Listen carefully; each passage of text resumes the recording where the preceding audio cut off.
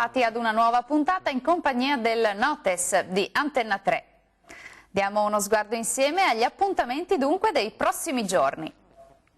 Anche quest'anno, come ormai da tradizione da lungo tempo, la Proloco di Fonzaso, con il patrocinio dell'amministrazione comunale, organizza la tradizionale festa dell'uva nelle giornate del 4, del 5 e del 6 ottobre.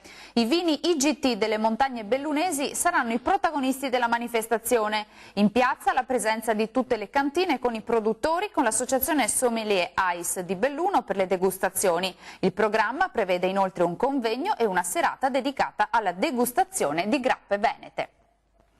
Fino al 27 ottobre la mostra Le barche dei Casal, il capolavoro degli squararioli di Zoldo a Venezia, ospitata a Fusine.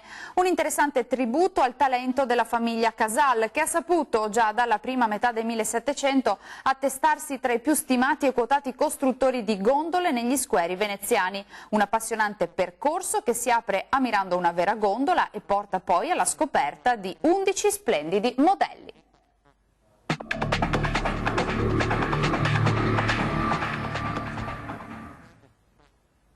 Nel 1948 fu pubblicato il primo fumetto di Tex. Un pistolero dalla mira infallibile, stimato dagli indiani e in lotta contro l'ingiustizia, qualsiasi volto essa abbia.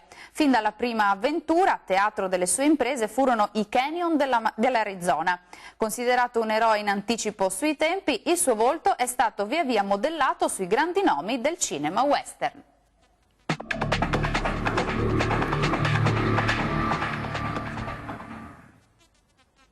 Potranno recidere tutti i fiori, ma non potranno fermare la primavera. Pablo Neruda.